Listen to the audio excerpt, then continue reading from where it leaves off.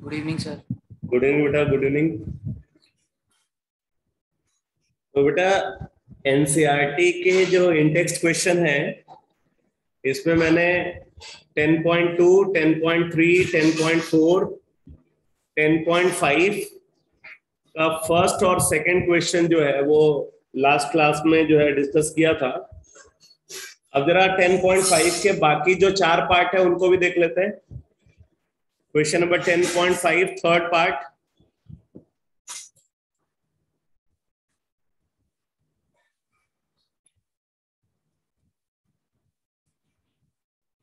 देखो इस क्वेश्चन में बोल रहा है कि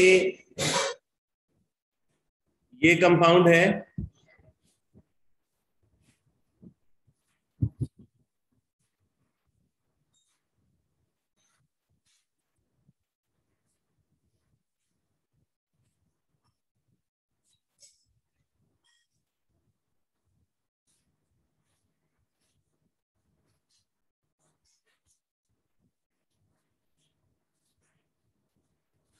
ये कंपाउंड है, इसको HCl से रिएक्ट करा रहे हैं, HCl के साथ हीट कर रहे हैं।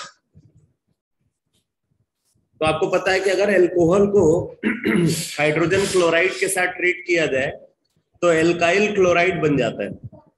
अगर अल्कोहल को हाइड्रोजन क्लोराइड के साथ ट्रीट किया जाए तो एल्काइल क्लोराइड का फॉर्मेशन होगा। बट यहाँ पे आप देखो इसमें 2 अल्कोहल हैं, एक अल्कोहल ये है और एक अल्कोहल ये है। यहाँ पे 2 अल्कोहलिक ग्रुप प्रेजेंट है। अब इसमें अगर आप देखो तो ये वाला जो अल्कोहलिक ग्रुप है ये एरोमेटिक अल्कोहल है, एरोमेटिक अल्कोहल। अब इसको एरोमेटिक अल्कोहल इसलिए बोल रहे हैं क्योंकि यहाँ पे जो OH ग्रुप है वो सीधे बेंजीन रिंग से कनेक्टेड है। OH group directly benzene ring से कनेक्टेड है, जबकि ये वाला जो OH ग्रुप ये बेंजीन रिंग से डायरेक्टली कनेक्टेड नहीं है, इसलिए हम इसको बोलेंगे एलिफैटिक अल्कोहल। Aliphatic alcohol. अब एक चीज आप यहां पे देख सकते हो, अगर इस अल्कोहलिक ग्रुप कंसीडर किया जाए तो इस अल्कोहलिक ग्रुप में जो OH है, OH पे लोन पेयर प्रेजेंट है यहां पे भी, और यहां भी OH के ऊपर लोन पेयर प्रेजेंट है। इस OH पे भी लोन पेयर है और इस OH पे भी लोन पेयर है।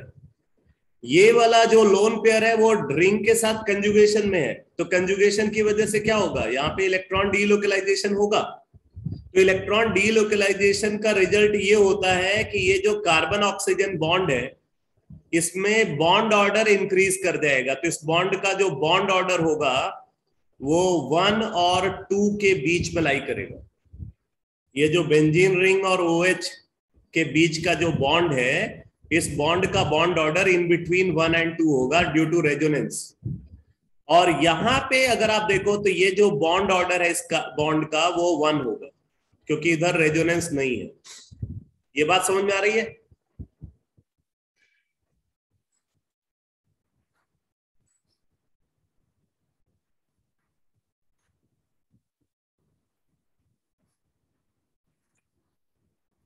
इसका मतलब हम ये बोल सकते हैं कि ये वाला बॉन्ड स्ट्रॉन्ग बॉन्ड है, बॉन्ड ऑर्डर ज्यादा है, तो इस वजह से इस बॉन्ड को आप आसानी से ब्रेक नहीं कर सकते। लेकिन ये वाला बॉन्ड इजिली ब्रेक हो सकता है क्योंकि इधर बॉन्ड ऑर्डर कम है। तो इस वजह से जब आप HCl से रिएक्ट कराओगे तो सिर्फ ये वाला OH ग्रुप हटेगा और यहाँ क्लोरीन आएगा, ये OH ग्रुप नहीं हटेगा। तो जो प्रोडक्ट यहाँ पे फॉर्म होगा रिएक्शन में वो प्रोडक्ट ऐसा होना चाहिए।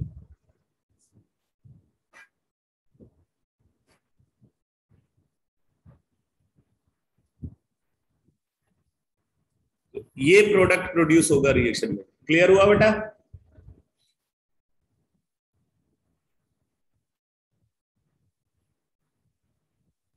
यहां पे यही बात इंपॉर्टेंट है कि 2 OH ग्रुप है, HCl किससे रिएक्ट करेगा किससे नहीं रिएक्ट करेगा। तो यहाँ पे जो एरोमेटिक अल्कोहल है उससे रिएक्ट नहीं करेगा, एलिफैटिक अल्कोहल से रिएक्ट करेगा और उस OH को हटा करके वहां पे क्लोरीन आ जाएगा। अब इसी का फोर्थ पार्ट देखो, फोर्थ पार्ट। अब इसमें क्या बोला जा रहा है, बोला ये एल्कीन है,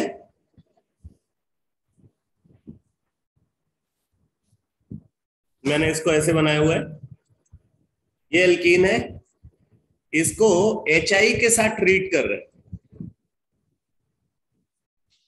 एल्कीन को HI के साथ ट्रीट कर रहे हैं, तो क्या होगा, तो ऑब्वियसली यहां पे मार्कोनिकॉफ रूल के अकॉर्डिंग HI का एडिशन होगा डबल बॉन्ड पे, मार्कोनिकॉफ रूल के अकॉर्डिंग HI का एडिशन होगा ऑन डबल बॉन्ड। तो अब आप देख सकते हो डबल बॉन्ड के इस कार्बन पे यहां पे एक हाइड्रोजन है और इस कार्बन पे कोई हाइड्रोजन नहीं है, यहां पे कोई हाइड्रोजन नहीं है, इधर एक हाइड्रोजन है, तो नेचुरल सी बात है कि जो पॉजिटिव पार्ट होगा वो इससे अटैच होगा, तो यहां पे कार्बोकेटायन बनेगा, फिर इसी से आयोडाइड आयन जुड़ जाएगा, तो फाइनल प्रोडक्ट जो है अगर आप देखोगे तो ये प्रोडक्ट प्रोड्यूस होगा रिएक्शन में,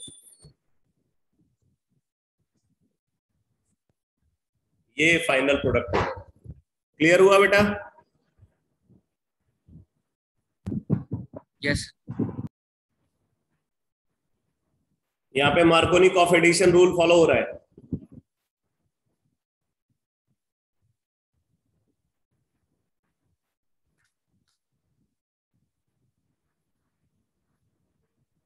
सिर्फ 2 स्टूडेंट का रिस्पांस मिला है, मतलब बाकी लोगों को नहीं समझ में आ रहा है। अरे समझ में नहीं आ रहा है क्या?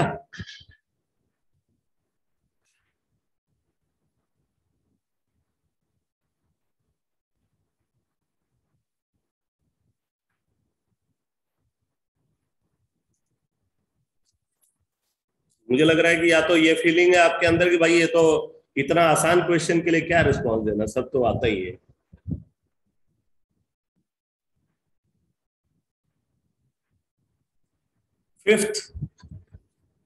फिफ्थ पार्ट देखो,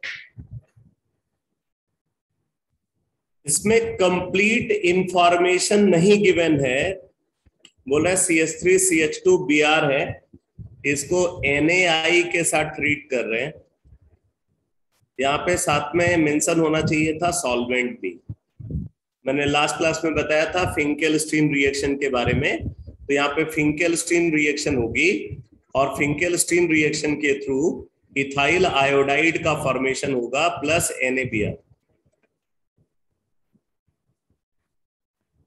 ये रिएक्शन होगी। ठीक है, अब जरा देखो 6th पार्ट इस क्वेश्चन का,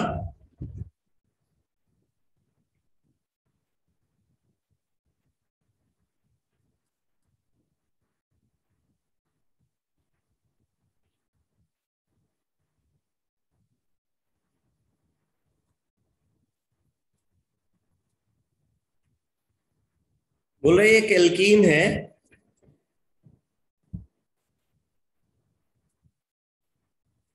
इस एल्कीन को ब्रोमीन के साथ हीट कर रहे हैं और यूवी लाइट के साथ ट्रीट कर रहे हैं, क्या प्रोडक्ट बनना चाहिए बेटा, क्या लगता है आपको?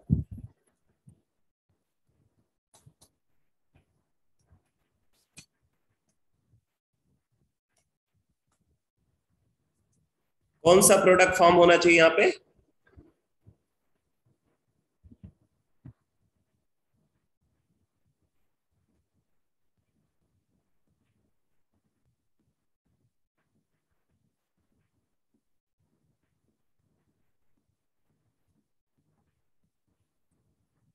अगर आपने लेक्चर देखा हो तो मैंने बताया था कि एल्कीन पे हैलोजन का एडिशन जब होता है तो वहां पे एंटी विस डाइहैलाइड का फॉर्मेशन होता है, तो आप ये एक्सपेक्ट कर सकते हो कि ये प्रोडक्ट यहाँ पे फॉर्म होना चाहिए, डबल बॉन्ड के क्रॉस 2 ब्रोमीन अटैच होंगे, लेकिन अगर आप ये एक्सपेक्ट कर रहे हो तो आप गलत हो, ये प्रोडक्ट नहीं बनेगा।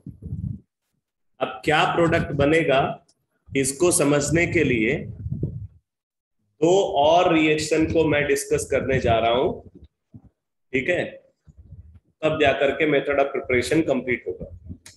तो आप नोट करो, एल्काइल हैलाइड के मेथड ऑफ प्रिपरेशन में नेक्स्ट रिएक्शन लिखो, Borodin Hunsdiecker reaction.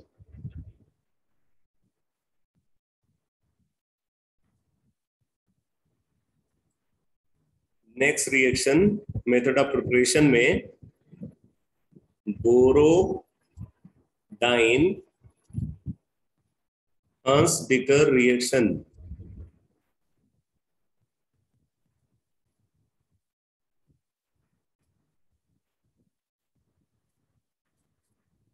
Borodin Hunsdiecker reaction, BORODINEHUNSDIECKER reaction. इसका डिटेल लिखो। When silver salt of carboxylic acid, when silver salt of carboxylic acid, when silver salt of carboxylic acid is treated with halogen, when silver salt of carboxylic acid is treated with halogen like chlorine or bromine, like chlorine or bromine, in presence of carbon tetrachloride solvent, in presence of carbon tetrachloride solvent, in presence of carbon tetrachloride solvent, then alkyl halide is obtained. Then इसको ऐसे लिखना, then pure alkyl halide is obtained. Then pure alkyl halide is obtained. Then pure alkyl halide is obtained. अब बात आती है pure alkyl halide क्यों बनता है। अगर इसकी वजह देखो, यहां पे हमने कंसीडर किया silver salt of carboxylic acid को,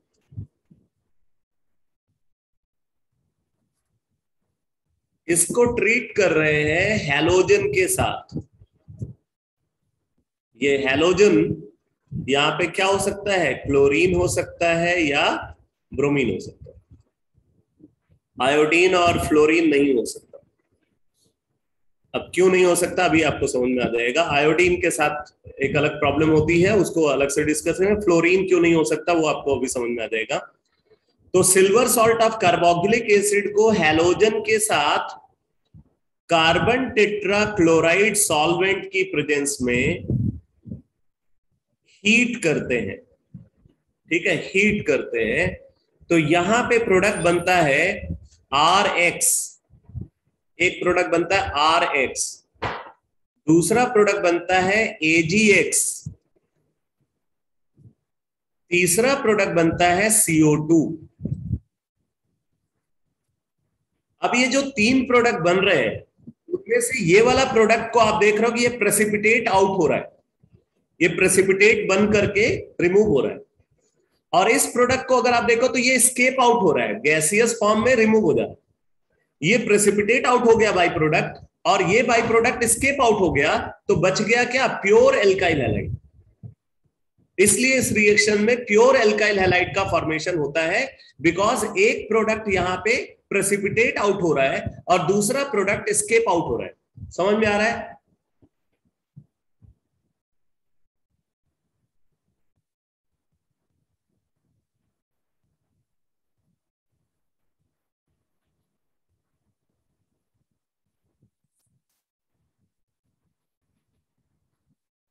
अब देखो बेटा, यहां पे फ्लोरीन क्यों नहीं हो सकता। अगर फ्लोरीन यूज करोगे तो इधर सिल्वर फ्लोराइड बनेगा, और सिल्वर फ्लोराइड जो है ना वो स्ट्रांगली सॉलेबल सॉल्ट होता है, स्ट्रांगली सॉलेबल सॉल्ट है, इसलिए उसका प्रेसिपिटेशन नहीं हो पाएगा। अगर आप फ्लोरीन को यूज करोगे तो AgF बनेगा, AgF प्रेसिपिटेट आउट नहीं होगा। प्रेसिपिटेट आउट नहीं होगा तो प्रोडक्ट की यील्ड पुअर होगी।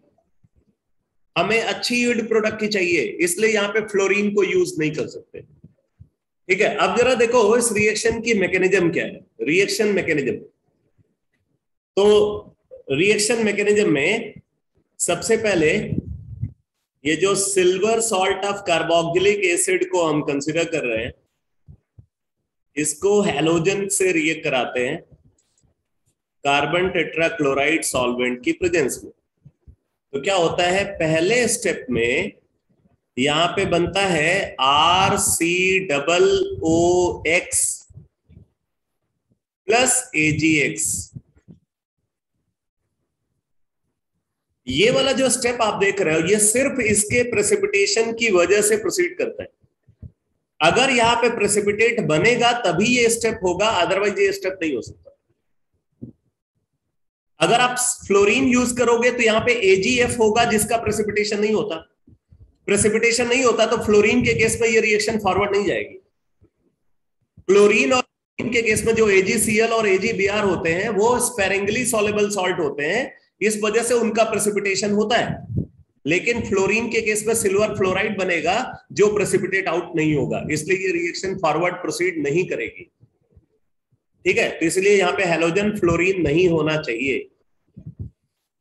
तो ये वाली रिएक्शन सिर्फ प्रेसिपिटेशन की वजह से प्रोसीड करती है। और एक और इंपॉर्टेंट बात, इस रिएक्शन का स्लोवेस्ट स्टेप यही है, ये पूरी मैकेनिज्म का स्लोवेस्ट स्टेप यही है, यानी कि ये सबसे क्रूशियल स्टेप है।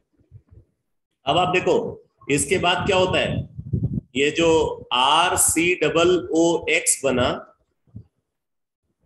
ठीक है, RCOOX, जब हम इसको हीट करते हैं तो हीट करने पे इस बॉन्ड की होमोलिसिस हो जाती है। ये ऑक्सीजन और हैलोजन की इलेक्ट्रोनेगेटिविटी कंपेरेबल है, इनमें इलेक्ट्रोनेगेटिविटी डिफरेंस बहुत कम है, तो इस वजह से ये बॉन्ड होमोलिटिकली ब्रेक हो जाता है। तो होमोलिटिकली बॉन्ड ब्रेक होता है, बॉन्ड ब्रेकिंग से यहां पे बनता है एक फ्री रेडिकल, ये कार्बोक्सिलिक फ्री रेडिकल बनता है, और साथ में बनता है halogen free radical. Halogen free radical ये बनता है RCOO free radical plus X free radical. ठीक है, ये बनता है। अब देखो ये जो RCOO फ्री रेडिकल है, RCOO फ्री रेडिकल हीट करने पे इसकी फर्दर होमोलिसिस हो जाती है। अब अभी आप देखोगे ऐसी मैकेनिज्म में एक बार GOC में भी बता चुका हूं, कोल्स इलेक्ट्रोलिटिक मेथड में, वहां भी ये स्टेप ऑब्जर्व हुआ था। हीट करने पे इस कार्बन कार्बन बॉन्ड की होमोलिसिस हो जाती है, और यहां से देखो R फ्री रेडिकल और CO2 बन जाता है। R फ्री रेडिकल और CO2 का फॉर्मेशन होता है। अब देख रहे हो, एक बाई प्रोडक्ट यहां बना था, दूसरा बाई प्रोडक्ट यहां फॉर्म हुआ है। अब इसके बाद आप देखो आगे ये जो R फ्री रेडिकल बना है, ये R फ्री रेडिकल दो तरीके से एल्काइल हैलाइड बना सकता है। एक तो ये X फ्री रेडिकल के साथ कपलिंग करके एल्काइल हैलाइड बना सकता है, ये फ्री रेडिकल कपलिंग होगी यहाँ पे, इससे एल्काइल हैलाइड बन सकता है। एक तरीका ये है। दूसरा तरीका ये है, मैं इसको यहाँ पे अलग स्टेप लिख रहा हूं, ये जो R फ्री रेडिकल है ये फर्दर X2 से रिएक्ट करे, ये जो X2 हमने यूज किया है उससे ये फर्दर रिएक्ट कर सकता है, और इसकी प्रेजेंस में यहाँ पे होमोलिसिस हो और एक X फ्री रेडिकल इससे अटैच हो जाए, तो RX बन सकता है प्लस X फ्री रेडिकल का फॉर्मेशन हो सकता है, X फ्री रेडिकल। ये है पूरी मैकेनिज्म, ये कंप्लीट मैकेनिज्म है इस रिएक्शन की। एक बार नोट कर लो, फिर मैं एक्सप्लेन कर देता हूं एक एक स्टेप को दोबारा से।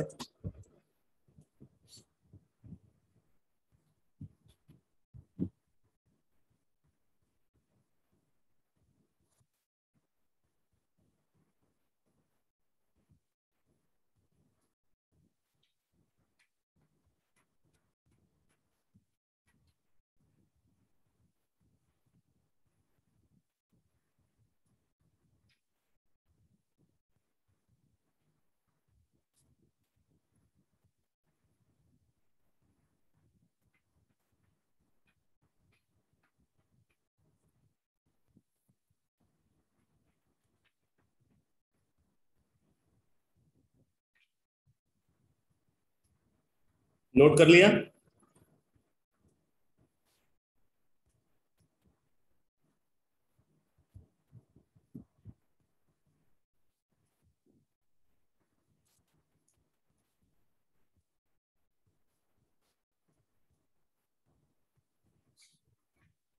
देखो बेटा,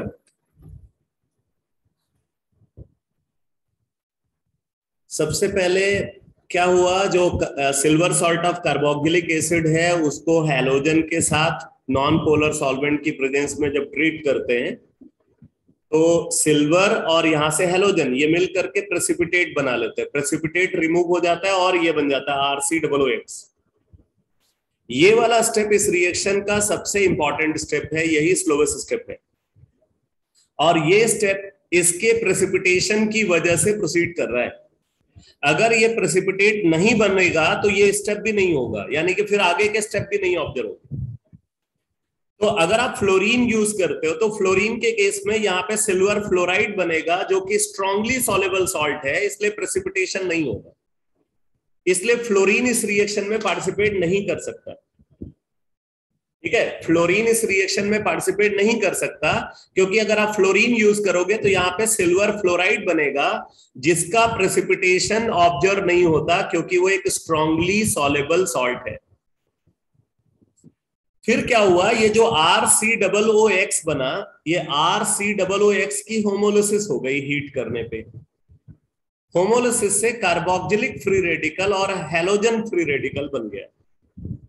ये कार्बोक्सिलिक फ्री रेडिकल फर्दर इसकी होमोलिसिस हो जाती है। मैंने बताया था कि आप लार्ज फ्री रेडिकल की होमोलिसिस से स्मॉल फ्री रेडिकल बना सकते हो, तो ये लार्ज फ्री रेडिकल है, इसकी फर्दर होमोलिसिस हुई, उससे small free radical R free radical बन गया और CO2 गैस रिमूव हो गई। आगे ये जो R फ्री रेडिकल है वो दो तरीके से रिएक्शन में पार्टिसिपेट करता है। एक तो ये X फ्री रेडिकल जो बना है उसके साथ फ्री रेडिकल कपलिंग के थ्रू ये प्रोडक्ट बना सकता है, फ्री रेडिकल कपलिंग के थ्रू ये प्रोडक्ट बनाएगा जिसकी एक्टिवेशन एनर्जी 0 होगी। मैंने पीछे बताया हुआ है इसके बारे में, इसकी एक्टिवेशन एनर्जी 0 होगी। दूसरी पॉसिबिलिटी ये है कि ये जो R फ्री रेडिकल है, ये R फ्री रेडिकल हैलोजन के साथ रिएक्ट करे, ये हैलोजन जो हमने यूज किया है, हैलोजन के साथ रिएक्ट करके हैलोजन की होमोलिसिस करा देगा। फिर हैलोजन की होमोलिसिस से दो X फ्री रेडिकल बन जाएंगे, एक X फ्री रेडिकल इससे अटैच हो जाएगा, दूसरा X फ्री रेडिकल फ्री होगा, वो आगे रिएक्शन को कंटिन्यू रखेगा। तो इस तरीके से एल्काइल हैलाइड का फॉर्मेशन होता है। तो मैकेनिज्म के सारे स्टेप्स सबको समझ में आ गए? Yes sir.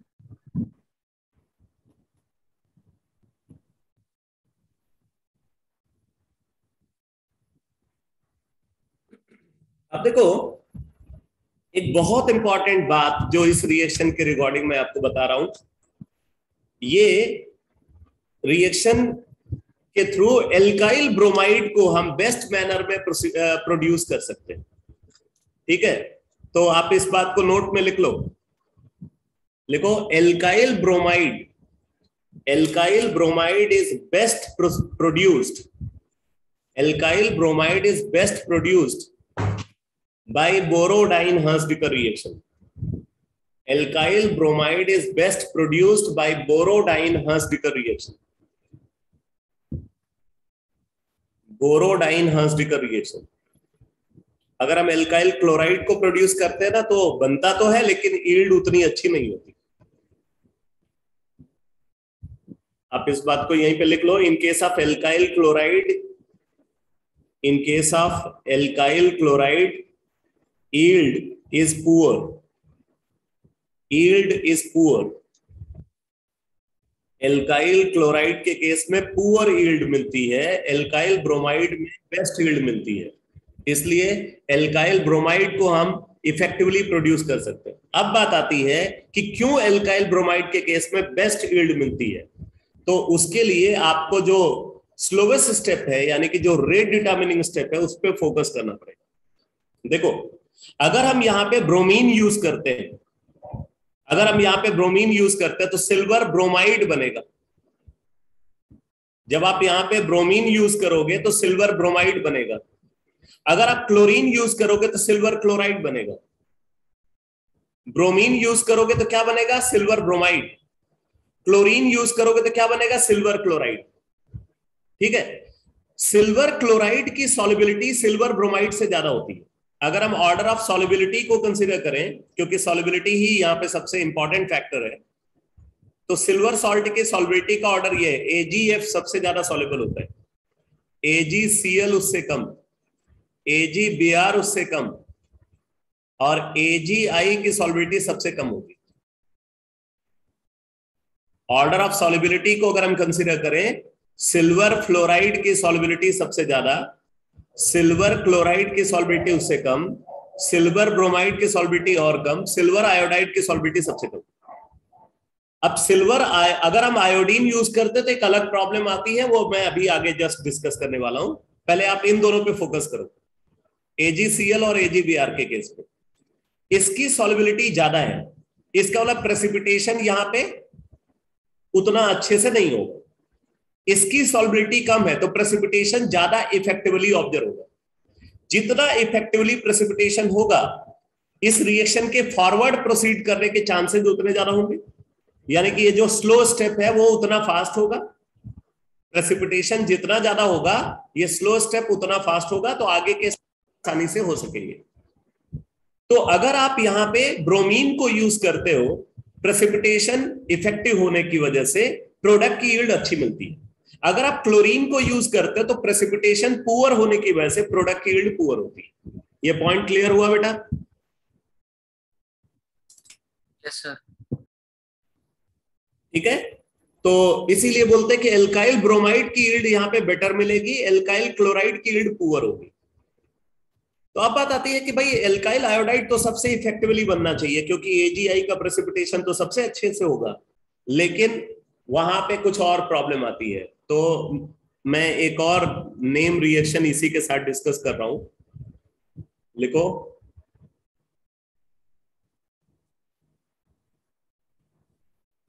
एल्काइल आयोडाइड क्यों नहीं बनता, उसके लिए मैं बता रहा हूं इस रिएक्शन को।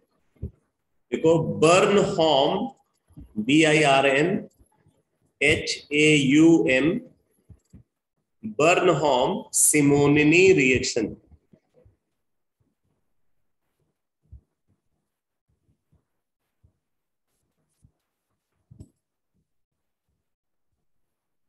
बर्नहॉम सिमोनिनी रिएक्शन नोट करो इसके बारे में। BIRNHAUM, Birnbaum Simonini, SIMONINI, Birnbaum Simonini reaction, इसके बारे में नोट करो। When silver salt of carboxylic acid, when silver salt of carboxylic acid, when silver salt of carboxylic acid is treated with iodine, when silver salt of carboxylic acid is treated with iodine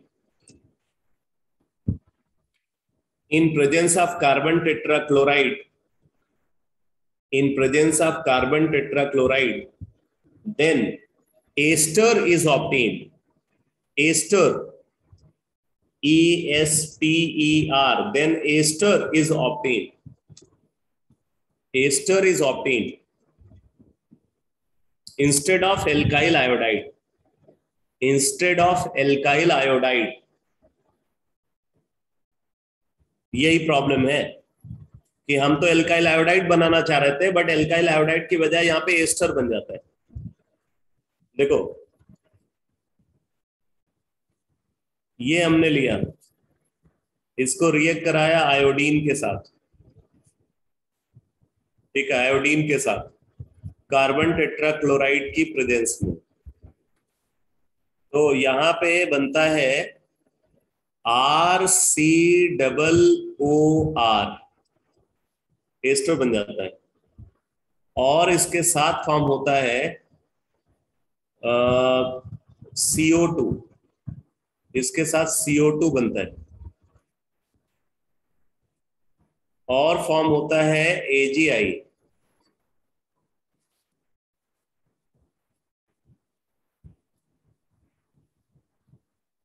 ये है reaction. तो हम यहाँ पे form करना चाह रहे थे एल्काइल आयोडाइड, लेकिन बन क्या रहा है, एस्टर बन रहा है। तो बर्नहॉम सिमोनिनी रिएक्शन में सारी कंडीशन बोरोडाइन हर्ट्ज-डिकर रिएक्शन जैसी है, लेकिन यहाँ पे हम हैलोजन में आयोडीन जब यूज करते हैं तो एल्काइल आयोडाइड की बजाय यहाँ पे एस्टर बनता है, इसीलिए एल्काइल आयोडाइड को हम इस मेथड के थ्रू प्रोड्यूस नहीं कर पाते।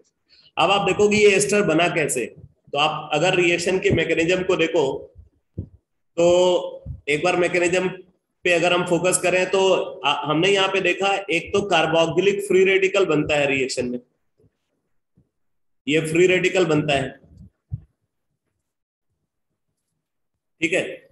और अगर आप रिएक्शन में देखो तो यहां पे आर फ्री रेडिकल भी बनता है। आप पिछले मतलब जो अभी आपने मैकेनिज्म लिखा है, आप जरा मैकेनिज्म के सक्सेसिव स्टेप्स को देखो, तो ये R C double O free radical भी बना है और आर फ्री रेडिकल भी बना है। ये R C double O free radical और आर फ्री रेडिकल की कपलिंग हो जाती है, इनकी कपलिंग से यहां पे R C double O R बन जाता है। R C double O free radical plus R free radical gives R C double O R, ठीक है। तो इस वजह से आप देखो यहां पे एस्टर का फॉर्मेशन होता है। वैसे मैं इसको और थोड़ा इफेक्टिवली बताऊं तो होता क्या है कि जो कार्बोक्सिलिक फ्री रेडिकल रिएक्शन के बीच में बन रहा है, यही कार्बोक्सिलिक फ्री रेडिकल जो एल्काइल आयोडाइड बनता है, अगर हम पूरा सीक्वेंस को फॉलो करें तो लास्ट में एल्काइल आयोडाइड बनता है। इस एल्काइल आयोडाइड की ये होमोलिसिस करा देता है, क्योंकि यहाँ पे कार्बन आयोडीन बॉन्ड बहुत वीक बॉन्ड है, इसकी बॉन्ड लेंथ बहुत ज्यादा होती है, इसलिए बॉन्ड वीक है। तो एल्काइल आयोडाइड की ये होमोलिसिस करा देता है, यहाँ पे एल्काइल आयोडाइड की होमोलिसिस हो जाएगी वीक बॉन्ड होने की वजह से। और एल्काइल आयोडाइड की होमोलिसिस से यहाँ पे क्या होगा, आर फ्री रेडिकल बनेगा और आयोडीन फ्री रेडिकल बनेगा, तो ये आर फ्री रेडिकल की इसके साथ कपलिंग हो जाती है।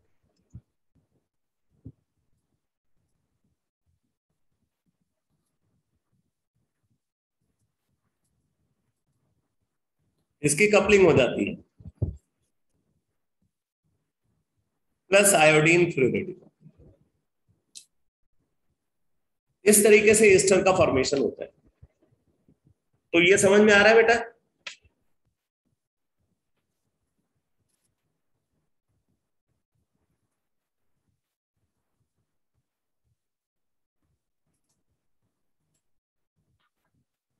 इसीलिए हम यहाँ पे हैलोजन क्लोरीन या ब्रोमीन ही यूज कर सकते हैं, जिसमें ब्रोमीन के साथ प्रोडक्ट की बेस्ट यील्ड मिलती है।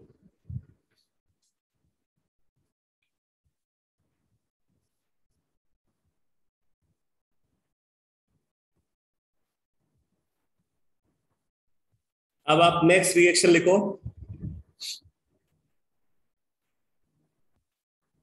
Last reaction method of preparation में लिखो एलाइलिक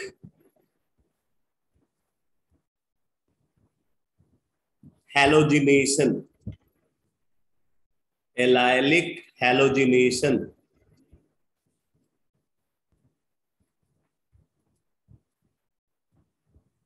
एलाइलिक हैलोजिनेशन, ठीक है।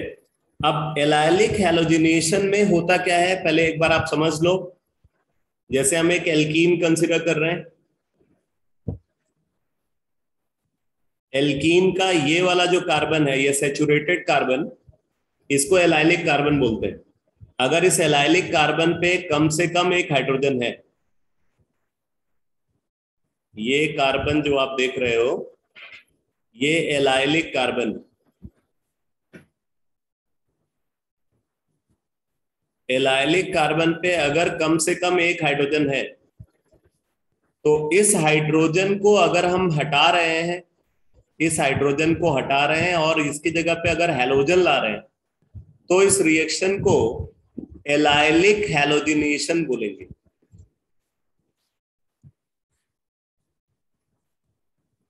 ये रिएक्शन जो है एलाइलिक हैलोजिनेशन बोली जाएगी। ठीक है, एलाइलिक कार्बन पे प्रेजेंट हाइड्रोजन को अगर हैलोजन से रिप्लेस किया जा रहा है then reaction is called allylic halogenation. अब एलाइलिक हैलोजिनेशन को 3 तरीके से परफॉर्म करते हैं। एलाइलिक हैलोजिनेशन को परफॉर्म करने के 3 मेथड है, तो आप नोट कर लो, लिखो। If hydrogen present at allylic carbon, if hydrogen present at allylic carbon of alkene, if hydrogen present at allylic carbon of alkene, if hydrogen present at allylic carbon of alkene gets replaced by halogen,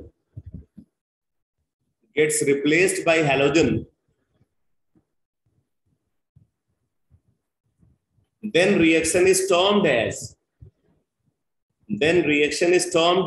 allylic halogenation. Then reaction is termed as allylic halogenation. आगे लिखो, allylic halogenation can be done. Allylic halogenation can be done in following manner. Allylic halogenation can be done in following manner. In following manner. तो अब allylic halogenation में पहला method मैं यहां पे discuss कर रहा हूं। फर्स्ट मेथड देखो, by direct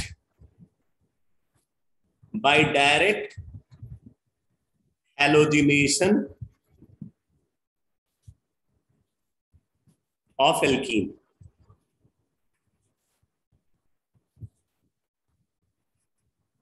bye direct halogenation of alkene, ये पहला मेथड। इस पे लिखो, इसके बारे में लिखो। when alkene containing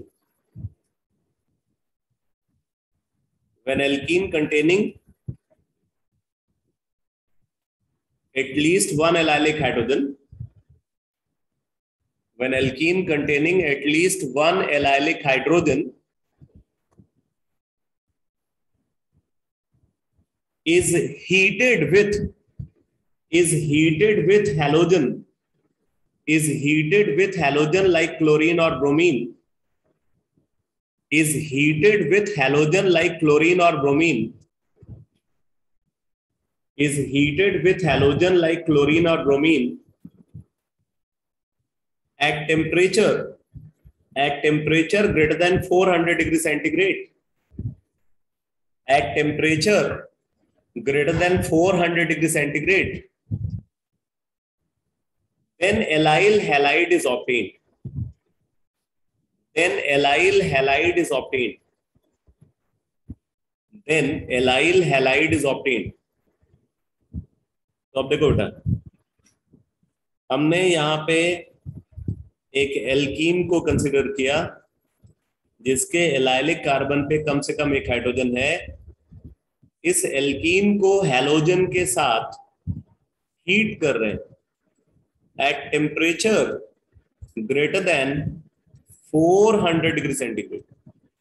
high temperature पे हीट करते हैं, तो हाई टेम्परेचर पे हीट करने पे ये एलाइलिक हाइड्रोजन हट जाता है और हैलोजन आ जाता है प्लस हाइड्रोजन हैलाइड। अब अगर हम इस रिएक्शन को कंसीडर करें तो ये रिएक्शन फ्री रेडिकल सब्स्टिट्यूशन का एग्जांपल है। आप इस बात को नोट कर लो, reaction is example of free radical substitution. Reaction is example of free radical substitution. Reaction is example of free radical substitution.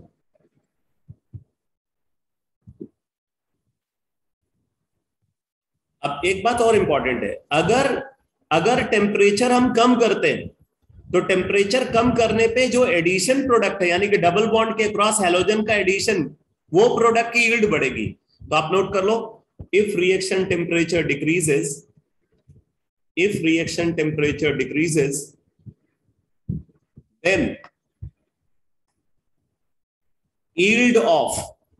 then yield of addition product then yield of addition product predominates. Yield of addition product predominates. अब ध्यान देना यहाँ पे addition product क्या है, ये addition product है बेटा,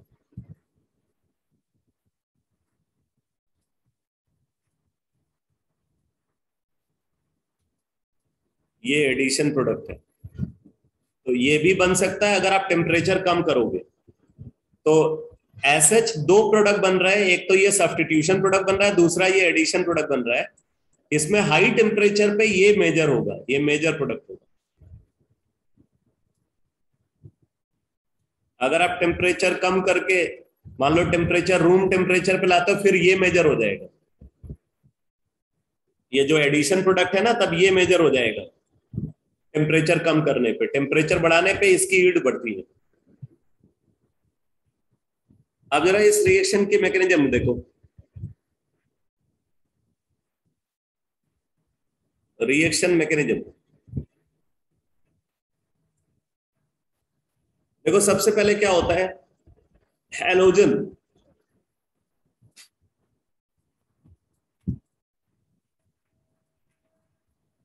इसको जब हम हीट करते हैं, हीट करने पे इसकी होमोलिसिस हो जाती है। हीट करने पे हैलोजन की होमोलिसिस हो जाती है। होमोलिसिस से हैलोजन फ्री रेडिकल बन जाता है, हैलोजन फ्री रेडिकल बन जाता है हीट करने पे। अब देखो इसके बाद क्या होता है, ये जो हैलोजन फ्री रेडिकल है,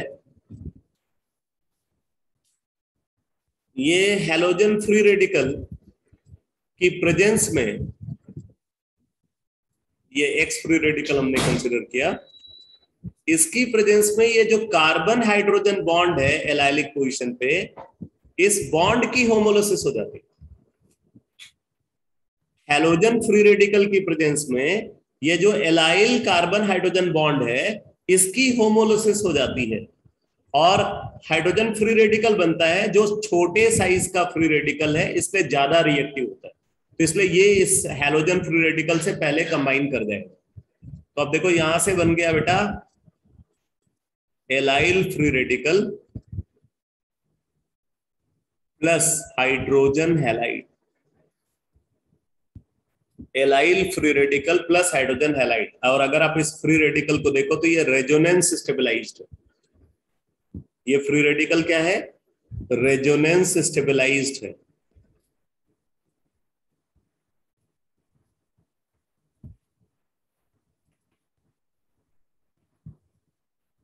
आप बोल सकते हो रेजोनेंस स्टेबलाइज्ड फ्री रेडिकल होने की वजह से हाई टेम्परेचर पे फ्री रेडिकल आसानी से प्रोड्यूस हो जाता है। अब ये जो फ्री रेडिकल है,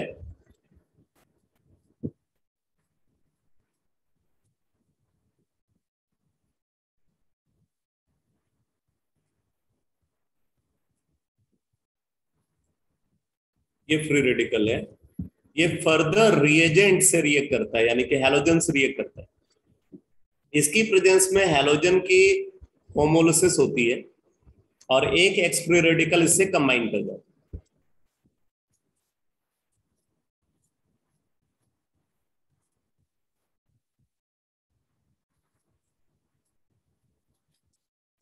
ये इस तरीके से एलाइल हैलाइड बनता है।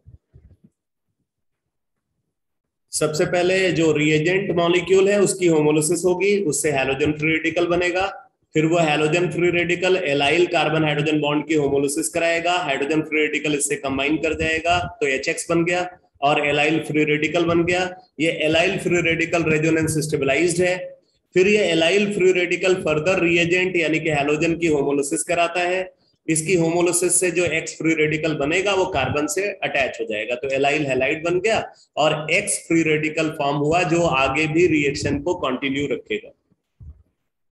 अब देखो क्योंकि एक्स फ्री रेडिकल यहाँ पे बच गया, तो ये एक्स फ्री रेडिकल आगे चेन रिएक्शन को कॉन्स्टिट्यूट करता है, चेन रिएक्शन को कॉन्स्टिट्यूट करता है। इसलिए एक बहुत इंपॉर्टेंट कैरेक्टरिस्टिक इस रिएक्शन की ये है कि एलाइल कार्बन पे जितने हाइड्रोजन होंगे, एलाइल कार्बन पे जितने हाइड्रोजन होंगे वो सारे हाइड्रोजन 1 बाय 1 हैलोजन से रिप्लेस हो जाएंगे, इसलिए यहां पे मल्टीपल सब्स्टिट्यूशन होता है, मोनो हैलोजिनेशन प्रोडक्ट के फॉर्मेशन में प्रॉब्लम आती है। तो इस बात को नोट कर लो, लिखो in this reaction, in this reaction, in this reaction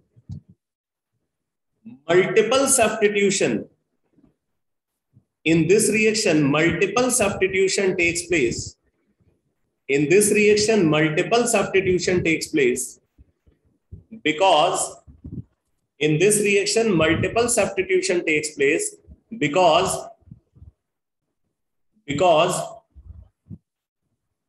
all hydrogen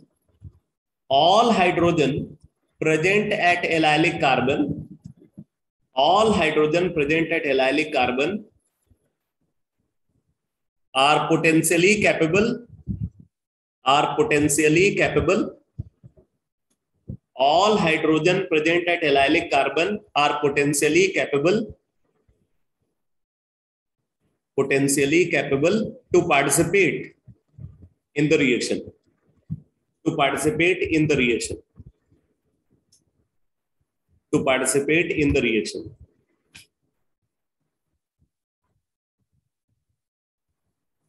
अब यहां पे नोट कर लो, here yield of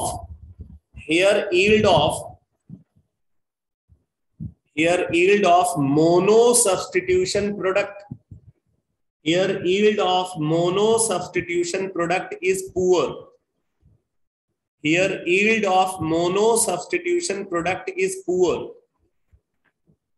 अगर हम मोनो सब्स्टिट्यूशन प्रोडक्ट बनाना चाहते हैं तो उसकी यील्ड अच्छी नहीं होती, तब जब मल्टीपल सब्स्टिट्यूशन की पॉसिबिलिटी हो तो इसकी यील्ड अच्छी नहीं होगी। क्यों अच्छी नहीं होगी? एक वजह यह है कि यहाँ पे सब्स्टिट्यूशन के साथ एडिशन प्रोडक्ट भी बनता है, तो उस एडिशन प्रोडक्ट के फॉर्मेशन की वजह से यील्ड पुअर हो जाती है। दूसरी बात, मल्टीपल सब्स्टिट्यूशन डोमिनेट करता है, इसलिए भी यील्ड पुअर होती है। तो अगर आपको मान लो जैसे ये कंपाउंड है,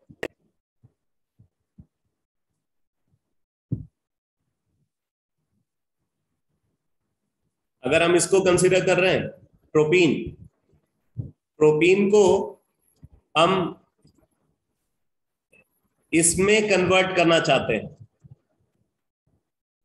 ठीक है, तो ये मेथड सुटेबल नहीं रहेगा, क्योंकि अगर आप इसको हैलोजन के साथ हीट करोगे तो हैलोजन के साथ हीट करने पे यहां पे ये प्रोडक्ट तो बनेगा ही, इसके साथ यहां पे ये प्रोडक्ट भी बनेगा बेटा, ये एडिशन प्रोडक्ट बनेगा। और यहां पे अगर आप देखो तो ये प्रोडक्ट भी बनेगा और ये प्रोडक्ट भी बनेगा।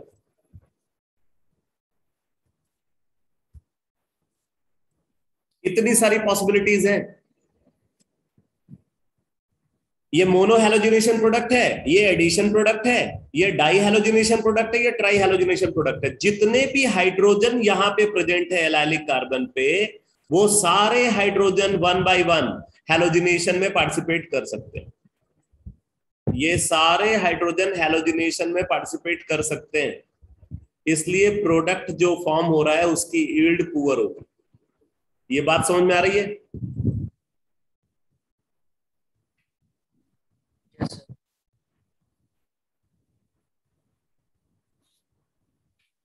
तो अगर हम मोनो हैलोजिनेशन प्रोडक्ट फॉर्म करना चाहते हैं तो ये मेथड सुटेबल नहीं है। तो अब मोनो हैलोजिनेशन प्रोडक्ट बनाने के लिए क्या यूज करते हैं?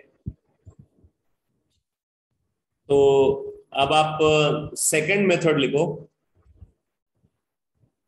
सेकंड मेथड लिखो, एलाइलिक ब्रोमिनेशन बाय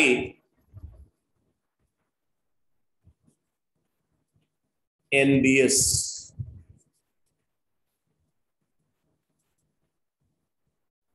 बहुत इंपॉर्टेंट रिएजेंट है ये, एलाइलिक ब्रोमिनेशन बाय NBS,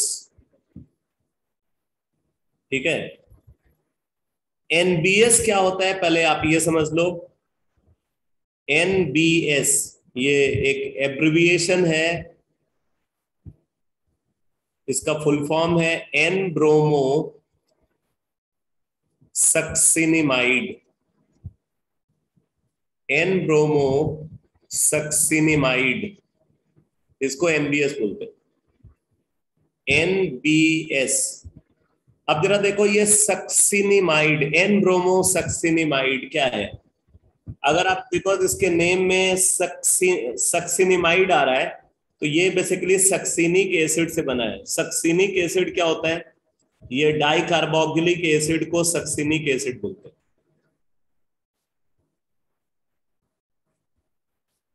ये सक्सिनिक एसिड है,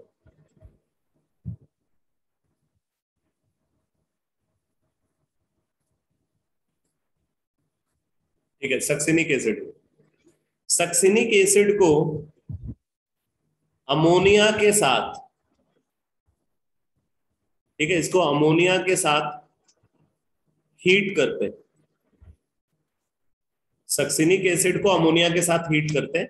यहाँ पे डिहाइड्रेटिंग एजेंट भी यूज किया जा सकता है, ठीक है। इसके साथ आप डिहाइड्रेटिंग एजेंट यूज कर सकते हो, जैसे आप यहाँ पे AlCl3 को यूज कर, Al2O3 को यूज कर सकते हो, या आप यहाँ पे P2O5 को यूज कर सकते हो। तो साथ में डिहाइड्रेटिंग एजेंट को भी यूज करते हैं। तो अगर हम सक्सिनिक एसिड को अमोनिया के साथ डिहाइड्रेटिंग एजेंट की प्रेजेंस में हीट करते हैं तो क्या होता है? यहाँ पे सक्सिनिमाइड बन जाता है, सक्सिनिमाइड।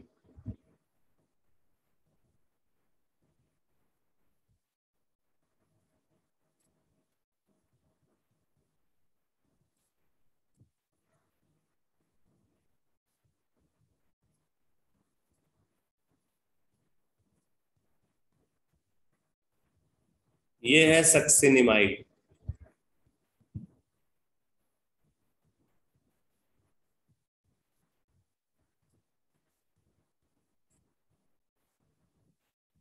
प्लस H2O,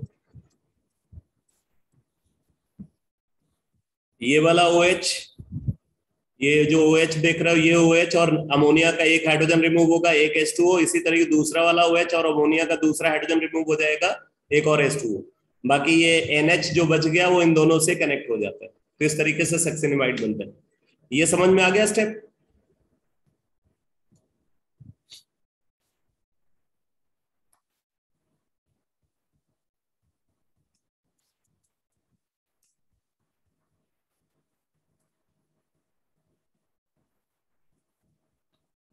ठीक है, अब जरा आगे देखो बेटा,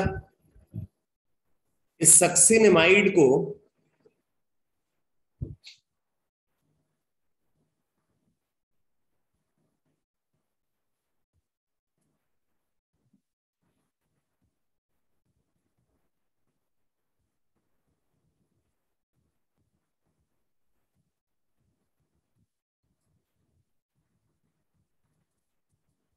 इसको रिएक्ट कराते हैं एल्कैली के साथ। तो अगर हम इसको एल्कैली के साथ रिएक्ट कराते हैं, जैसे मान लो QH के साथ इसको रिएक्ट कराया, तो ये जो हाइड्रोक्सिल आयन है वो इस हाइड्रोजन को रिमूव कर लेता है। ये हाइड्रोजन सफिशिएंटली एसिडिक है, तो यहाँ पे H2O रिमूव हो जाएगा, और H2O रिमूव होकर के ये बन जाता है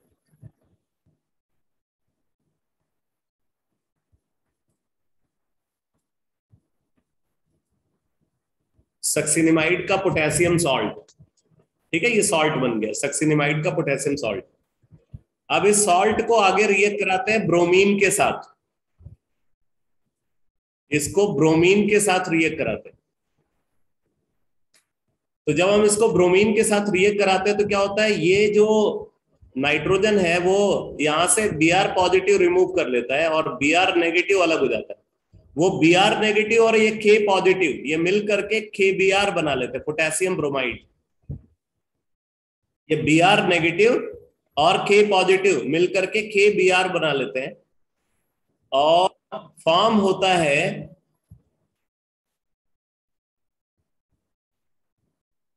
फॉर्म होता है NBS। ये नाइट्रोजन है बेटा, ये नाइट्रोजन है, इसी को बोलते हैं NBS।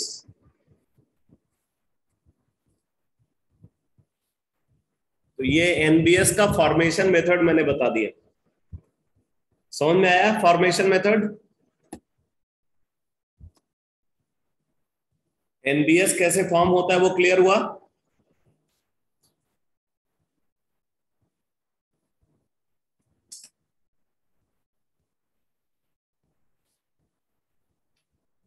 सबसे पहले सक्सिनिक एसिड को अमोनिया के साथ डिहाइड्रेटिंग एजेंट की प्रेजेंस में हीट करते हैं तो सक्सिनिमाइड बन जाता है। फिर सक्सिनिमाइड को एल्कैली के साथ ट्रीट करते हैं तो उसका पोटेशियम सॉल्ट बन जाएगा या सोडियम सॉल्ट बन जाएगा।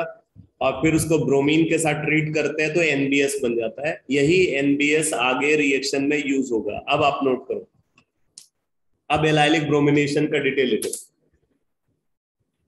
देखो, when alkene containing at least one hydrogen at allylic carbon,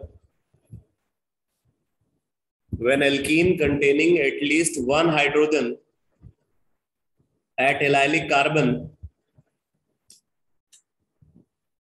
when alkene containing at least one hydrogen at allylic carbon,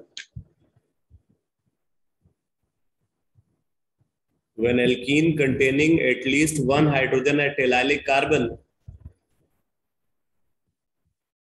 is treated with NBS, is treated with NBS,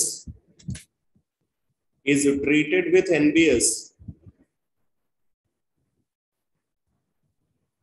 in presence of non-polar solvent, in presence of non-polar solvent like carbon tetrachloride, in presence of non-polar solvent like carbon tetrachloride, in presence of non-polar solvent like carbon tetrachloride, in ultraviolet light, in ultraviolet light, in ultraviolet light, then allyl bromide is obtained. Then allyl bromide is obtained.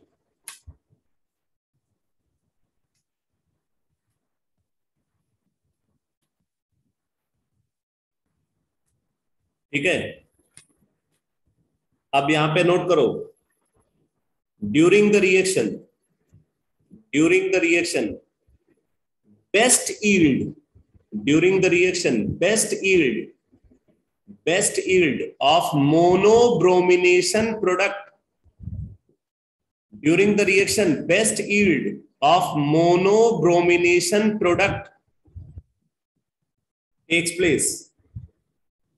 During the reaction best yield of monobromination product takes place.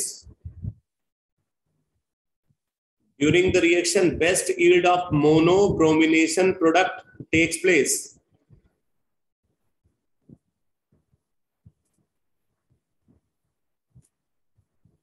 ठीक है, because of following facts, because of following facts, because of following facts, लेकिन facts को discuss करने से पहले मैं आपको इसकी मैकेनिज्म बताऊंगा, तब आप वो फैक्ट को समझ पाओगे।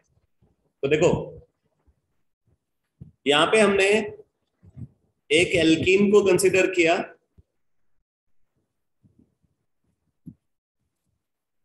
जिसके एलाइलिक कार्बन पे कम से कम एक हाइड्रोजन है। इस एल्कीन को ट्रीट कर रहे हैं NBS के साथ कार्बन टेट्राक्लोराइड की प्रेजेंस में। ये सॉल्वेंट है इन यूवी लाइट, अल्ट्रावायलेट लाइट की प्रेजेंस। अब आप देख सकते हो ये सारी कंडीशन फ्री रेडिकल, मतलब होमोलिसिस के लिए ये सब फेवरेबल कंडीशन है। नॉन पोलर सॉल्वेंट यूज कर रहे हैं, अल्ट्रावायलेट लाइट यूज कर रहे हैं, ये सब होमोलिसिस के लिए फेवरेबल कंडीशन। रिएक्शन के थ्रू यहां पे प्रोड्यूस होता है मोनो सब्स्टिट्यूशन प्रोडक्ट, ये प्रोडक्ट बनेगा इस रिएक्शन के थ्रू। अब जैसे मान लो अगर हम यहां पे प्रोपीन को कंसिडर करते हैं और प्रोपीन को एनबीएस के साथ कार्बन टेट्राक्लोराइड की प्रेजेंस में इन यूवी लाइट ट्रीट किया, सिर्फ एक प्रोडक्ट बनेगा बेटा, ये वाला मोनो हैलोजिनेशन प्रोडक्ट। जबकि इससे पहले वाले मेथड में जो डायरेक्ट हैलोजिनेशन मेथड था उसमें आप देख रहे हो कि मल्टीपल हैलोजिनेशन प्रोडक्ट भी बन रहा था, एडिशन प्रोडक्ट भी बन रहा था along with mono halogenation product, इसलिए मोनो हैलोजिनेशन प्रोडक्ट की यील्ड पुअर थी। यहां पे एक्सक्लूसिवली एक प्रोडक्ट बनता है। अब ये एक ही प्रोडक्ट क्यों बनता है, इस बात को समझने के लिए आपको रिएक्शन की मैकेनिज्म को समझना पड़ेगा। तो मैं अब आप इस रिएक्शन की मैकेनिज्म को डिस्कस करो। देखो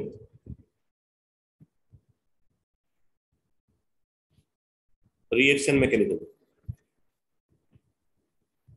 सबसे पहले जो एनबीएस हमने कंसीडर किया,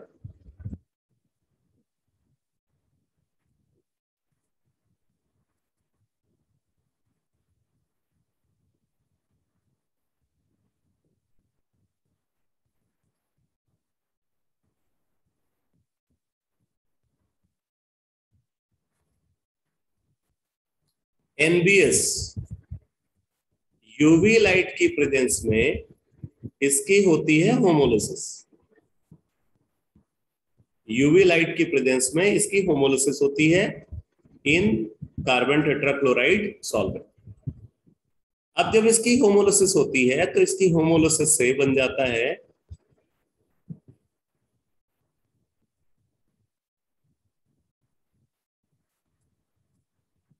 ये फ्री रेडिकल, और बना ब्रोमीन फ्री रेडिकल। ये वाला फ्री रेडिकल बनता है और ब्रोमीन फ्री रेडिकल बनता है। अब इसमें अगर आप देखोगे तो ये फ्री रेडिकल ज्यादा रिएक्टिव है, छोटे साइज का फ्री रेडिकल है, ज्यादा रिएक्टिव है। तो अब आगे क्या होता है, ये फ्री रेडिकल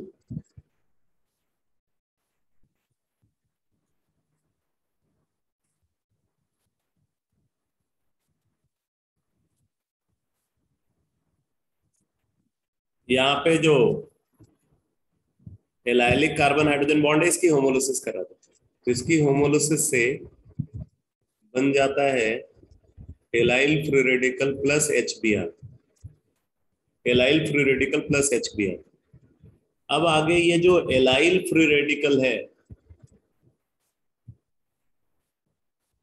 ये फर्दर एनबीएस से रिएक्ट करता है।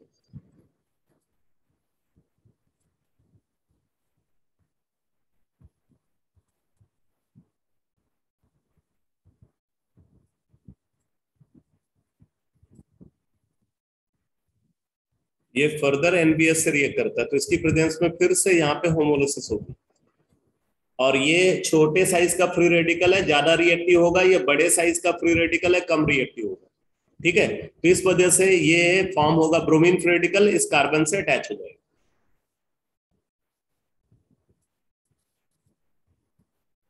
यहाँ पे ब्रोमीन अटैच हो जाएगा प्लस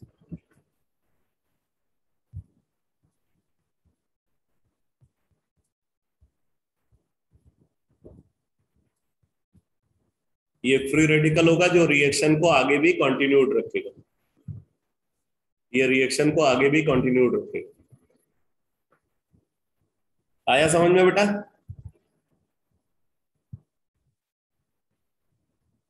मैकेनिज्म के स्टेप समझ में आए?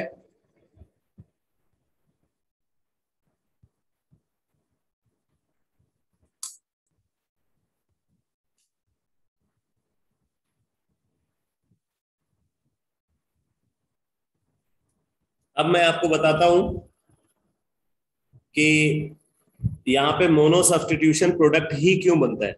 देखो इस रिएक्शन में एनबीएस पार्टिसिपेट कर रहा है, सॉल्वेंट है कार्बन टेट्राक्लोराइड, एनबीएस को कार्बन टेट्राक्लोराइड के अंदर ले रहे हैं। ये जो एनबीएस है ये स्पेरिंगली सॉल्युबल होता है इन कार्बन टेट्राक्लोराइड। एनबीएस की जो सॉलिबिलिटी है कार्बन टेट्राक्लोराइड में वो बहुत कम होती है। NBS is sparingly soluble in carbon tetrachloride. तो क्योंकि बहुत कम अमाउंट एनबीएस का कार्बन टेट्राक्लोराइड में डिसॉल्व होता है, और जो एनबीएस डिसॉल्व होता है कार्बन टेट्राक्लोराइड के अंदर उसी की होमोलिसिस होती है।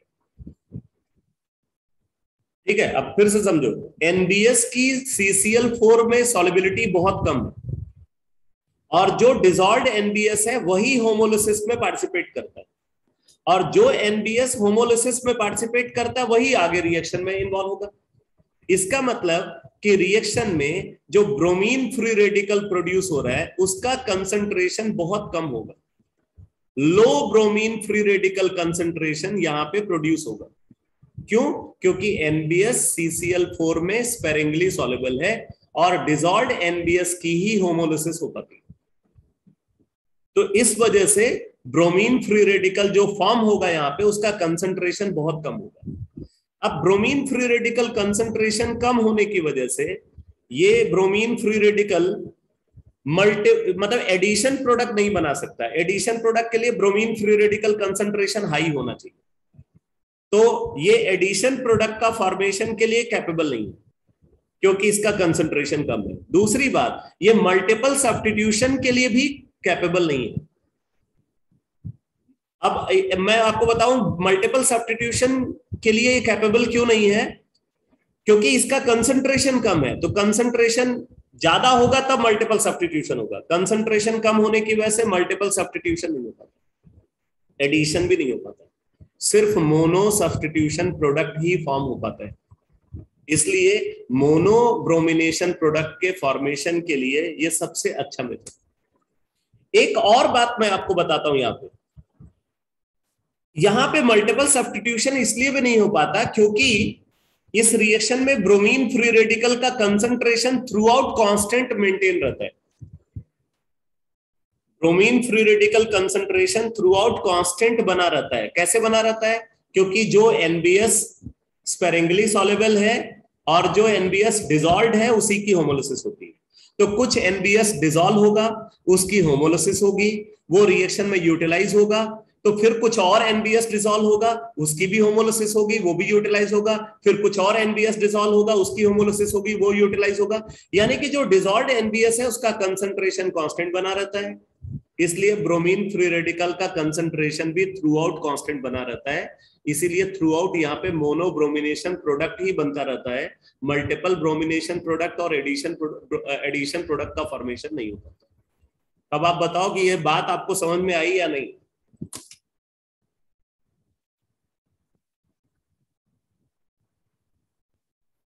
मोनो ब्रोमिनेशन प्रोडक्ट इस रिएक्शन में क्यों फॉर्म होता है उसकी वजह समझ में आ रही है?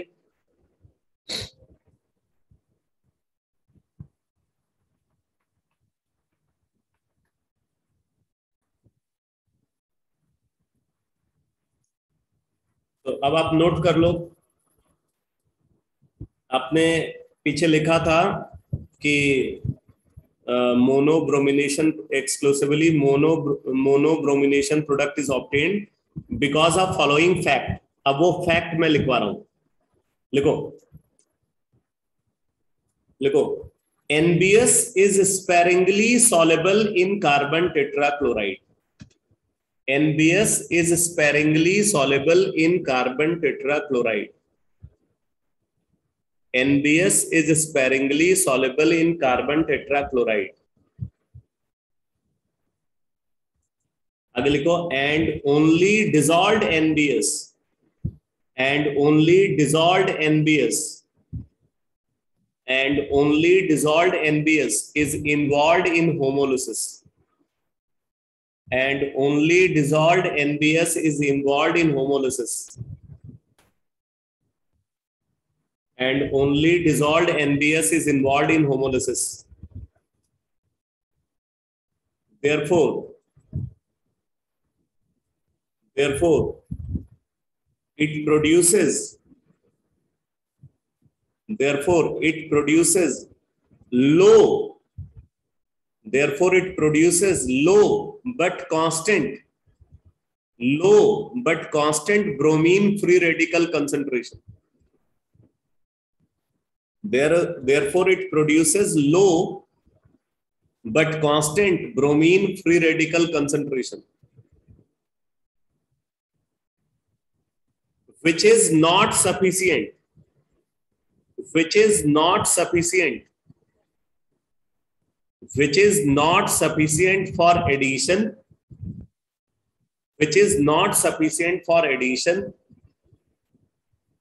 as well as for multiple substitution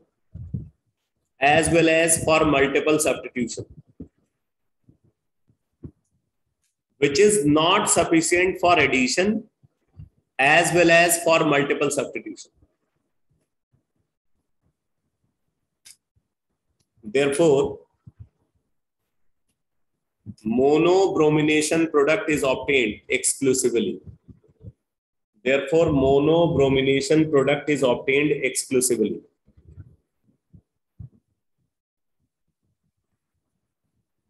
तो बेटा इसका एक्सप्लेनेशन सबको समझ में आ गया?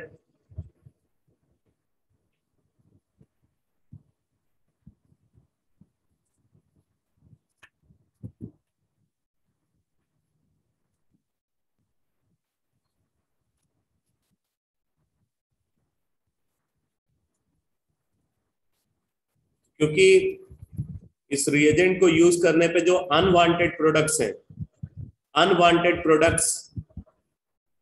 की फॉर्मेशन की पॉसिबिलिटी मिनिमाइज हो जाती है।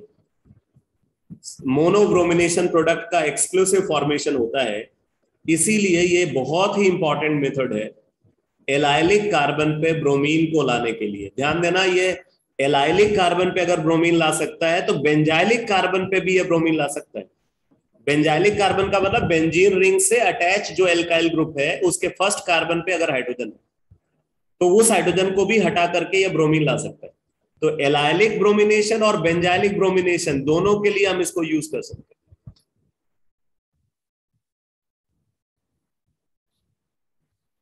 अब एक बात और आप यहां पे देख रहे हो कि क्योंकि इस रिएक्शन में फ्री रेडिकल इंटरमीडिएट का फॉर्मेशन हो रहा है जो कि कंजुगेटेड है, इसलिए प्रोडक्ट में थोड़ी वैरायटी आती है। कैसे? क्योंकि ये फ्री रेडिकल कंजुगेशन में है तो ये फ्री रेडिकल रेजोनेंस के थ्रू दूसरी जगह भी जा सकता है। फ्री रेडिकल यहां से डीलोकलाइज होकर के दूसरी जगह जा सकता है। जहां जहां पे ये फ्री रेडिकल डीलोकलाइज होकर के जाएगा वहां वहां पे ब्रोमीन अटैच हो सकता है। ठीक है, तो अब जैसे देखो बेटा,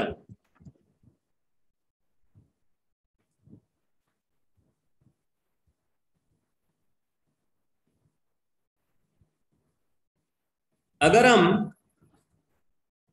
इस एल्कीन को कंसिडर कर रहे हैं, इसको हमने एनबीएस के साथ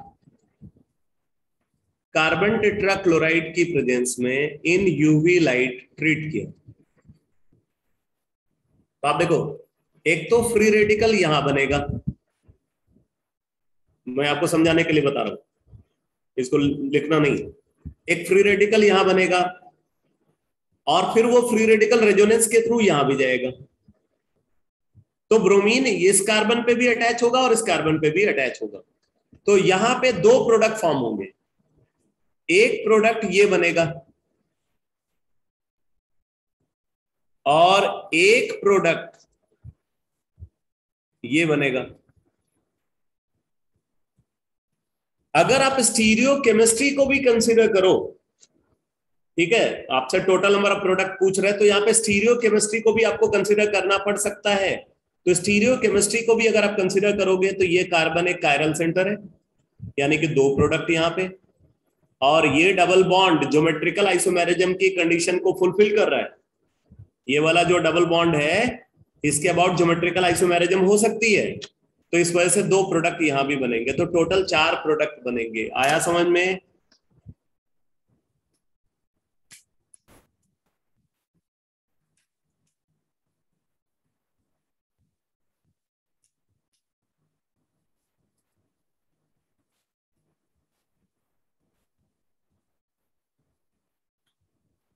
यहाँ पे डेक्स्ट्रो लिवो, और इधर अगर आप देखो तो मतलब जो है सिस ट्रांस बोल सकते हो या ईजेड, जो कुछ भी आप बोलना चाहो, ईजेड बोलना ज्यादा सही है। तो ईजेड फॉर्म दो प्रोडक्ट के यहाँ बनेंगे और दो प्रोडक्ट यहाँ पे फॉर्म होगा। ये इसलिए हुआ क्योंकि पहले तो रिएक्शन को जब आप परफॉर्म करोगे तो पहले ये फ्री रेडिकल बन जाएगा एनबीएस से जब हम ट्रीट करते हैं, और क्योंकि ये कंजुगेटेड है तो कंजुगेशन की वजह से ये फ्री रेडिकल डीलोकलाइज होकर के यहां आ जाएगा। तो यहाँ पे भी ब्रोमीन अटैच होगा और यहाँ भी ब्रोमीन अटैच होगा, इस वजह से ये दो प्रोडक्ट होते हैं। अब आपसे अगर पूछा जाए इनमें से मेजर प्रोडक्ट कौन सा होगा, ये पहला वाला या दूसरा वाला, बोलो क्या होना चाहिए? मेजर प्रोडक्ट कौन सा होना चाहिए, फर्स्ट वाला या सेकंड वाला?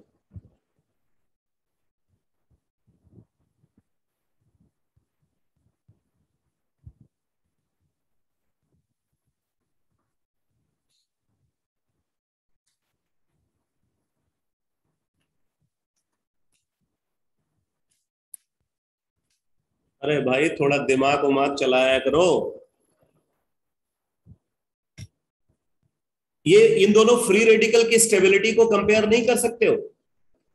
ये वाला फ्री रेडिकल रेजोनेंस स्टेबलाइज तो है, साथ में इसको हाइपर कंजुगेशन का भी सपोर्ट मिल रहा है, लेकिन इस फ्री रेडिकल को हाइपर कंजुगेशन का सपोर्ट नहीं मिल रहा है, इसलिए ये फ्री रेडिकल ज्यादा स्टेबल होगा।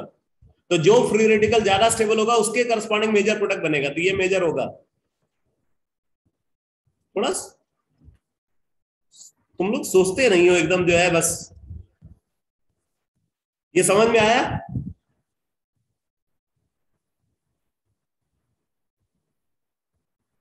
अरे जनरल ऑर्गेनिक केमिस्ट्री के ही कॉन्सेप्ट यूज होने हैं बेटा, कोई बाहर की चीज नहीं इन्वॉल्व होगी।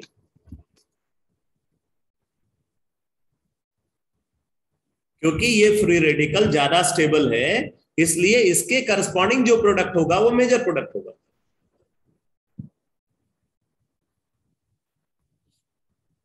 ऐसे क्वेश्चन पूछे जाते हैं कि जैसे एक स्ट्रक्चर दे दिया, उसको एनबीएस के साथ ट्रीट कर रहे हैं। अब ये तो सबको पता है कि मोनोब्रोमिनेशन होगा। आपसे पूछेंगे कितने डिफरेंट प्रोडक्ट बनेंगे, ठीक है, कितने स्ट्रक्चरल आइसोमेरिक प्रोडक्ट बनेंगे, एक ये पूछा जा सकता है कितने स्टीरियो आइसोमेरिक प्रोडक्ट बनेंगे। तो अगर स्टीरियो आइसोमेरिक प्रोडक्ट जैसे यहां पे आप देखो तो 4 है, अगर स्ट्रक्चरल आइसोमेरिक प्रोडक्ट की बात करें तो 2 है। अब जैसे देखो, अगर हमारे पास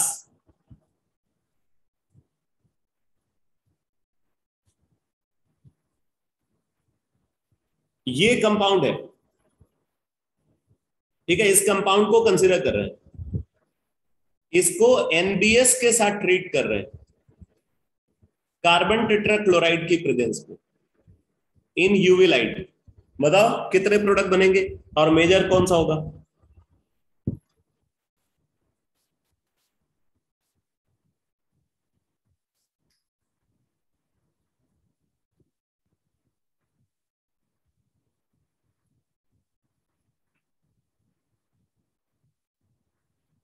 अब इसमें आपको देखना पड़ेगा एलाइलिक कार्बन कितने हैं। अगर आप एलाइलिक कार्बन देखो तो एक एलाइलिक कार्बन ये है और एक एलाइलिक कार्बन इधर भी है, ये और ये एक जैसे ही है, इन दोनों में से कोई एक को कंसिडर करोगे। ये 2 डिफरेंट एलाइलिक कार्बन है। इसका मतलब आप अगर देखो तो यहां पे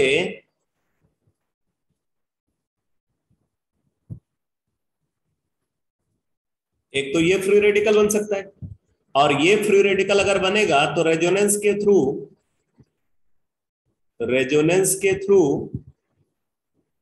ये इसमें कन्वर्ट हो सकता है बेटा, यानी कि ये 2 फ्री रेडिकल। और अगर दूसरे वाले को आप कंसिडर करो, दूसरी पोजीशन पे जो फ्री रेडिकल बन रहा है अगर उसको आप कंसिडर करो तो ये बना। अब ये रेजोनेंस के थ्रू, ठीक है, रेजोनेंस के थ्रू ये इसमें कन्वर्ट हो सकता है।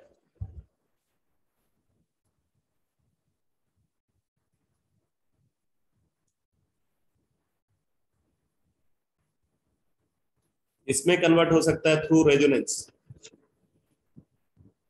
तो कुल मिलाकर के अगर आप देखो तो ये 4 अलग अलग फ्री रेडिकल बन रहे हैं। जहां जहां भी फ्री रेडिकल बनेगा, जहां जहां भी फ्री रेडिकल बनेगा वहां वहां पे ब्रोमीन अटैच होगा, ठीक है, इसका मतलब अगर आप यहाँ पे प्रोडक्ट को देखो, एक प्रोडक्ट ये बनेगा,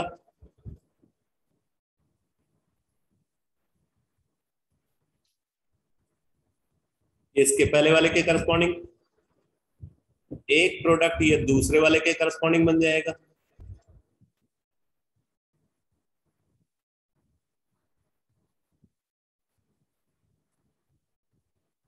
ये इसके करस्पॉन्डिंग बन गया, एक प्रोडक्ट ये तीसरे वाले के करस्पॉन्डिंग बन जाएगा,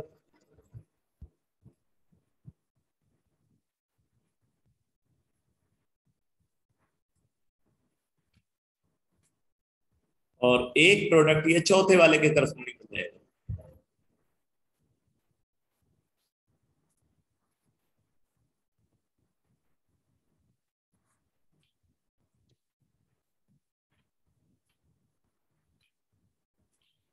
कुल मिलाकर के ये 4 प्रोडक्ट बनेंगे, समझ में आया?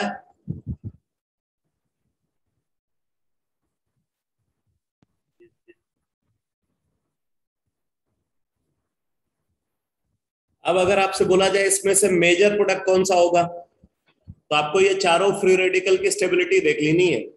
जैसे ये वाला फ्री रेडिकल में रेजोनेंस तो सब में बराबर है, रेजोनेटिंग रेजोनेंस स्टेबिलिटी सब में बराबर है। हाइपर कंजुगेशन वाली स्टेबिलिटी देखो तो 2 हाइपर कंजुगेटिंग स्ट्रक्चर होंगे इसके, जबकि इसको अगर आप देखो तो इसके भी 2 हाइपर कंजुगेटिंग स्ट्रक्चर है, इसके भी 2 हाइपर कंजुगेटिंग स्ट्रक्चर है। अगर आप इसको देखोगे तो इसके 3 हाइपर कंजुगेटिंग स्ट्रक्चर है, और अगर आप इसको देखोगे तो इसके 4 हाइपर कंजुगेटिंग स्ट्रक्चर है। तो सबसे ज्यादा स्टेबल फ्री रेडिकल ये वाला है, ये वाला फ्री रेडिकल सबसे ज्यादा स्टेबल है, इसलिए ये वाला प्रोडक्ट जो होगा ये मेजर हो जाएगा। आया समझ में? Yes sir. और अगर अगर हम स्टीरियो आइसोमेरिक प्रोडक्ट की बात करें, तो यहाँ पे स्टीरियो आइसोमेरिक प्रोडक्ट को भी अगर आप काउंट करो, जैसे ये एक कायरल सेंटर है तो 2 प्रोडक्ट तो इसके बन जाएंगे। अगर आप देखो ये भी एक कायरल सेंटर है तो 2 प्रोडक्ट इसके बन जाएंगे, ठीक है। अगर आप इसको देखो ये भी एक कायरल सेंटर है तो 2 प्रोडक्ट इसके बन जाएंगे। और अगर आप इसको देखो तो ये कायरल सेंटर नहीं है, तो इसलिए इसका एक ही प्रोडक्ट बनेगा। नहीं, एक प्रोडक्ट नहीं, यहाँ पे 2 प्रोडक्ट बनेंगे, क्योंकि ये जो डबल बॉन्ड है इसकी वजह से ज्योमेट्रिकल पॉसिबल है। ऑप्टिकल एक्टिविटी तो नहीं होगी, लेकिन ज्योमेट्रिकल पॉसिबल है, तो 2 इसके भी बनेंगे। तो टोटल नंबर ऑफ प्रोडक्ट कितने हो गए? 6। टोटल प्रोडक्ट नहीं 8, टोटल प्रोडक्ट 8 है, 8 प्रोडक्ट है। लेकिन अगर हम स्ट्रक्चरल आइसोमेरिक प्रोडक्ट की बात करें तो 4 है। Structural isomeric product 4, stereo isomeric product 8। आया समझ में सबको? Yes sir. ये एनबीएस के साथ जो रिएक्शन हम यहाँ पे डिस्कस कर रहे हैं, इसमें एक तो आपसे क्वेश्चन ये पूछा जाएगा कि total number of product obtained कितने होंगे, एक तो ये पूछा जाएगा। दूसरा आपसे ये पूछा जाएगा कि मेजर प्रोडक्ट कौन सा होगा। Total number of product obtained पूछा जाएगा और मेजर प्रोडक्ट पूछा जाएगा। तो मेजर प्रोडक्ट डिसाइड करने के लिए आप देखोगे जो फ्री रेडिकल्स फॉर्म हुए हैं उनमें सबसे स्टेबल फ्री रेडिकल जो होगा उसके करस्पॉन्डिंग प्रोडक्ट मेजर प्रोडक्ट होगा। तो आप इस बात को नोट कर लो, during the reaction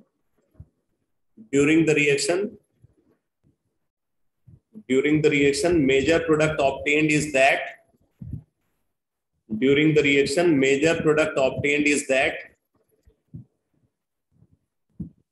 during the reaction major product obtained is that corresponding to which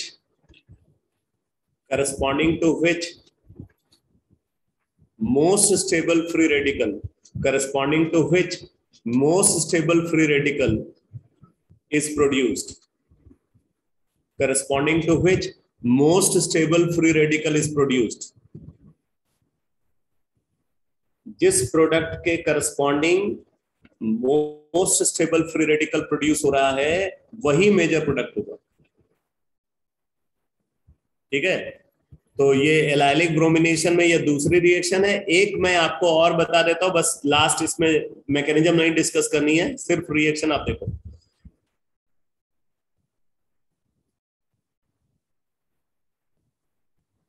लिखो यहाँ पे third method, allylic chlorination.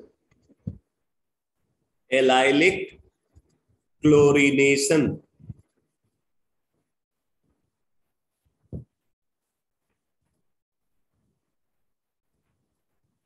Allylic chlorination, अब देखो एलाइलिक क्लोरिनेशन में क्या करते हैं, एक एल्कीन हमने कंसिडर किया जिसके एलाइलिक कार्बन पे कम से कम एक हाइड्रोजन है।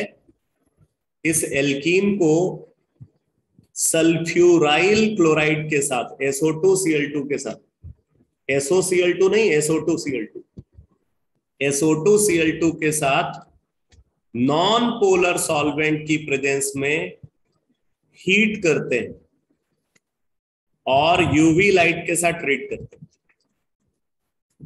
एल्कीन जिसके एलाइलिक कार्बन पे कम से कम एक हाइड्रोजन है, इसको सल्फ्यूराइल क्लोराइड के साथ कार्बन टेट्राक्लोराइड की प्रेजेंस में हीट करते हैं या अल्ट्रावायलेट लाइट के साथ ट्रीट करते हैं। तो क्या होता है, यहां पे रिएक्शन के थ्रू एलाइल क्लोराइड बन जाता है, ठीक है, प्लस SO2 गैस रिलीज होती है, प्लस HCl प्रोड्यूस होता है। ये एस्केपेबल गैसेस है, इसलिए यहाँ पे एल्काइल क्लोराइड की यील्ड अच्छी मिलती है, ठीक है, एल्काइल क्लोराइड की यील्ड अच्छी मिलती है और मोनोक्लोरिनेशन प्रोडक्ट का फॉर्मेशन होता है। तो इस बात को नोट कर लेना, during the reaction monochlorination product is produced. During the reaction monochlorination product is produced. Monochlorination product is produced, ठीक है, समझ में आ गया बेटा? Yes sir.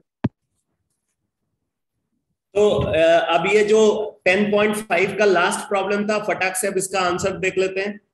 तो यहां पे क्या है, हमने साइक्लोहेक्सीन को कंसीडर किया था।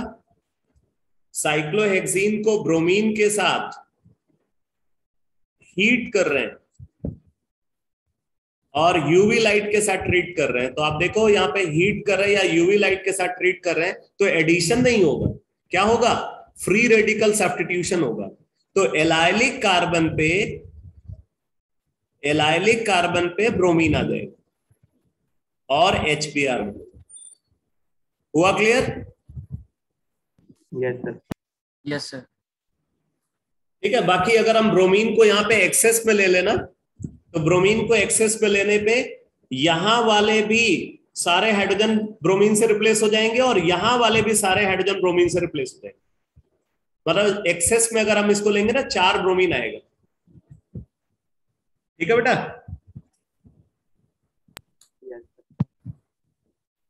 Yes sir. तो मेथड ऑफ प्रिपरेशन कंप्लीट हो गया। अब मैं नेक्स्ट क्लास में इसकी फिजिकल प्रॉपर्टीज का डिस्कशन को कंप्लीट करूंगा और फिर केमिकल प्रॉपर्टीज को स्टार्ट करेंगे। ओके बेटा? Thank you sir. सर कल की क्लास ऑफलाइन होगी? हाँ, कल की क्लास